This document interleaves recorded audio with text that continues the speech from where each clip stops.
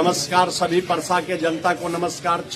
छठ और दीपावली को शुभकामना देते हुए आप लोगों से आग्रह कर रहे हैं कि दिनांक 22/10/2025 को दिन के 2 बजे मरहौरा पुलिस लाइन खेल मैदान में प्रशांत जी आ रहे हैं।